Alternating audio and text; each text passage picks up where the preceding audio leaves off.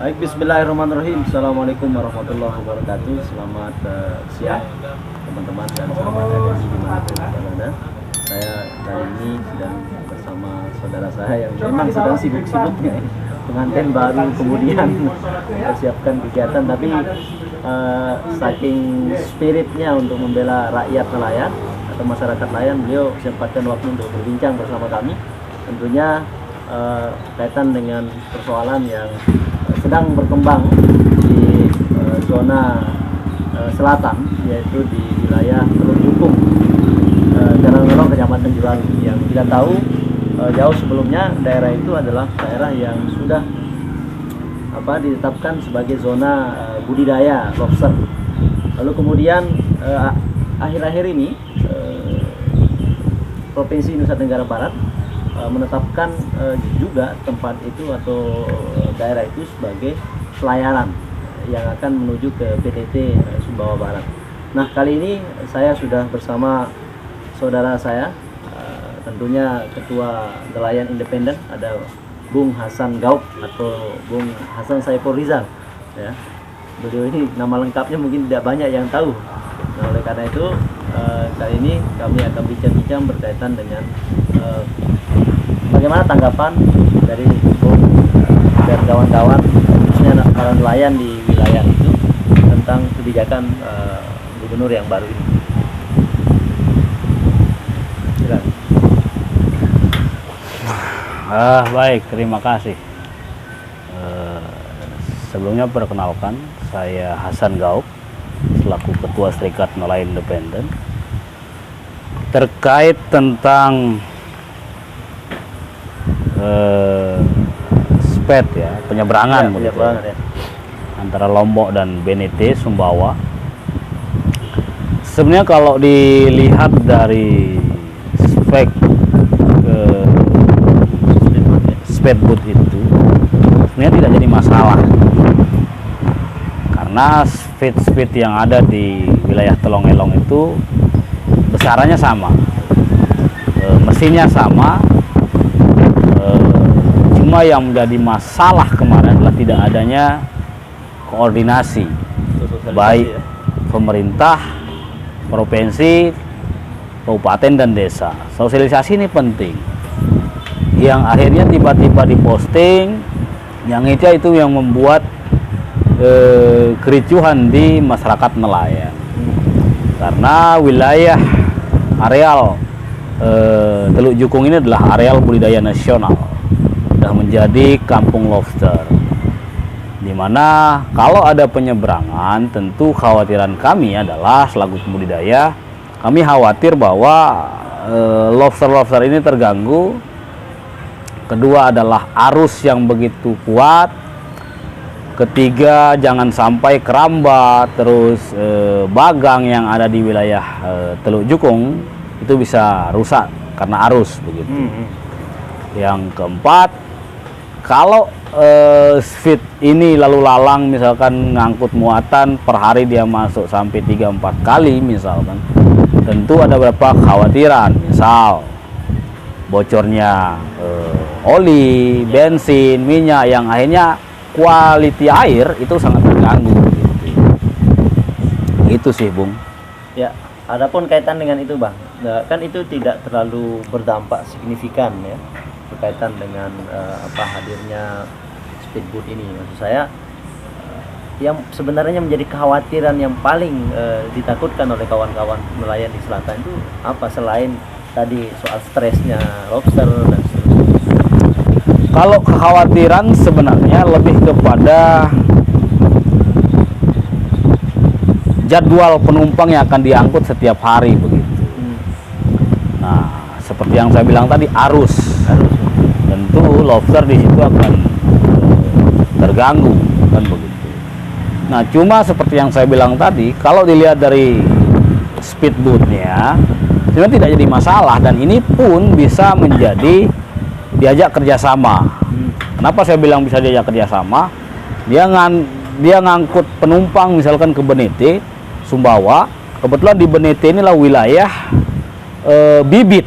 Bibit. Nah, bisa saja nanti kerjasama bibit dibawa ke sini, penumpang dibawa ke sana, kedua penumpang itu diajak jalan-jalan ke wilayah pembudidaya, kan begitu.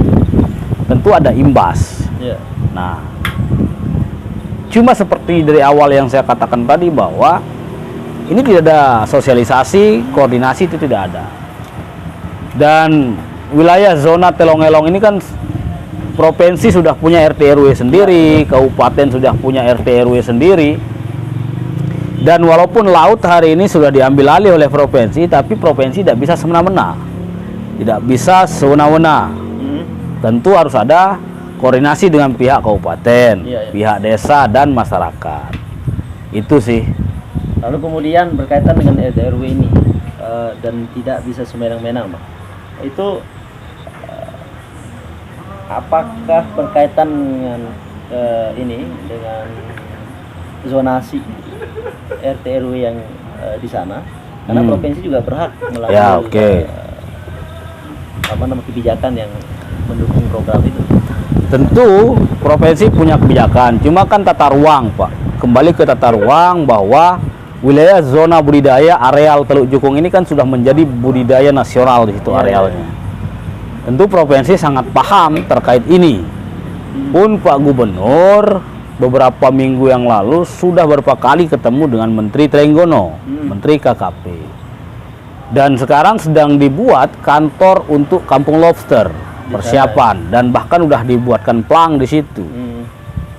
Dan termasuk EKAS menjadi lobster estate di situ, yang tentu jangan sampai kekhawatiran kami, jangan sampai hal-hal kecil ini merugikan hal besar. Pak Gubernur paham niatnya bagus, niatnya baik, cuma caranya yang salah, kan begitu. Artinya ketika ada kapal angkutan atau penumpang atau apapun namanya itu, tentu mereka harus punya izin, berapa kontribusinya terhadap daerah, terhadap desa, tiketnya seperti apa dan lain sebagainya. Jadi kan ini yang belum dilakukan oleh. Ini belum dilakukan begitu. Artinya kontribusi ini tentu ini penting baik untuk kabupaten dan desa maupun provinsi, kan. Mungkin anggapan mereka begini, Bu. Anggapan mereka bahwa ini zona milik mereka, termasuk pelabuhan yang ada di situ. Tentu tidak bisa. Ya, karena harus dimanfaatkan, kan. Tidak bisa semena-mena seperti tadi yang saya bilang.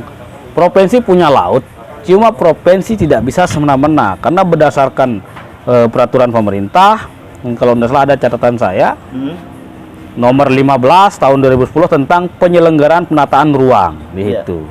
SZPW 3K.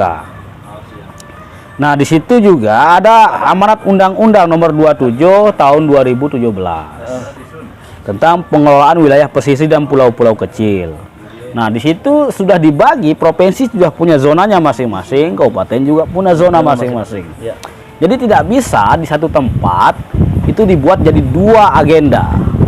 Artinya ada penyeberangan, ada budidaya, tidak bisa, tumpang tindih tidak bisa.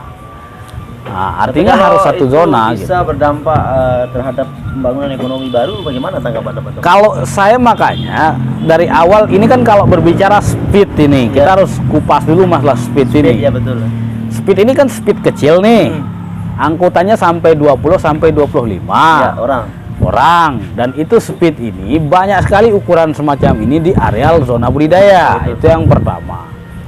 Nah, cuma jangan sampai ada speed baru yang jauh lebih besar, kapal yang lebih besar, nanti mungkin karena mungkin saking peminatnya banyak, penumpangnya banyak, nah ini yang menjadi kekhawatiran. Yang akhirnya kami merekomendasikan untuk membuat penyeberangan itu di dermaga Tanjung Luar maupun di Labuan Haji. Nah, karena di dermaga Tanjung Luar itu kan tidak terpakai, dan zonanya masih sama, landai airnya masih sama. Yang akhirnya kami rekomendasikan ke sana, dan Labuan Haji tinggal dipilih mau ambil wilayah mana begitu. Nah, kalau misalkan untuk wilayah Telong-Elong, memang sekali sehari atau sekali seminggu ya tidak masalah sebenarnya. Cuman jangan sampai karena peminatnya banyak, akhirnya tiap hari sekali, satu hari itu 10 kali bolak-balik, tentu ini akan menjadi hal yang sangat mengganggu begitu. Tapi di jadwal itu saya lihat hanya sehari sekali tuh. Kalau di jadwal oke, hari ini makanya saya bilang kalau ini peminat banyak, Pak, enggak mungkin sekali, ya. Kalau peminatnya banyak, Jadi ini kan jangka baru, panjang, ya jangka panjang. Ini kan baru mau memulai ini.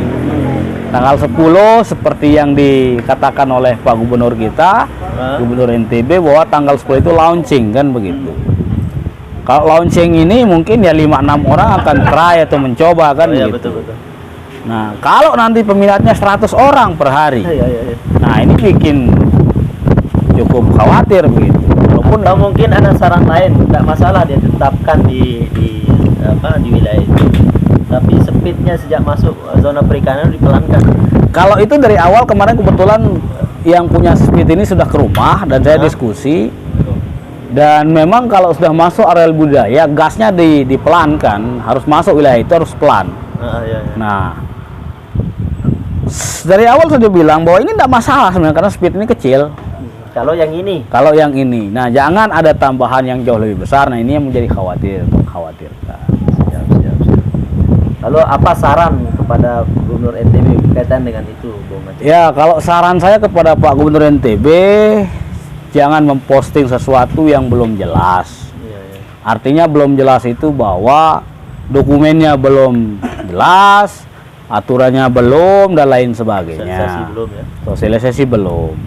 Nah, ini niat beliau bagus untuk menaikkan tarif perekonomian masyarakat dan lain sebagainya. Kami juga mendukung itu. Makanya dalam rilis yang saya tulis, saya mendukung itu. Nah, cuma ada tata cara kan begitu, ada aturan, ada perundang-undangan begitu. Jangan semena-mena kan begitu. Iya. Nah, ketika nanti ini berjalan, tentu imbas ekonomi paling relevansinya adalah kios-kios yang ada di situ tentu akan Hidup. mendapat imbas kan begitu. Warung kopi, warung makan dan lain sebagainya. Mungkin juga orang mau makan Parkir, lobster, ya? tentu nelayan lobster dapat imbas dan lain sebagainya. Cuma seperti yang saya bilang, selesaikan administrasi, selesaikan dulu sosialisasi. Ketika ini sudah beres, mari kita sama-sama kawal supaya yang berinvestasi mungkin bisa nyaman dan aman, itu yang penting, dan tidak ada yang dirugikan. Kata kuncinya jangan semena-mena. Jangan semena-mena. Baik, terima kasih Bung Asenggaul. Siap. Selamat, semoga pernikahan Anda samawa ini. Amin, amin. Di tengah semangat beliau ini yang menggebu-gebu kita ganggu sedikit waktunya, sebab sudah agak lama memang kami ingin berdialog. Sejak kawin kami tidak berani WA terlalu cepat karena sedang Siap. menikmati masa-masa segar. Baik, terima kasih teman-teman sahabat ADN TV dimanapun Anda berada. Sampai ketemu pada diskusi selanjutnya. Intinya bahwa provinsi tidak bisa semena-mena walaupun itu adalah milik atau kewenangan dari mereka. Itu saja. Assalamualaikum warahmatullahi wabarakatuh. Waalaikumsalam.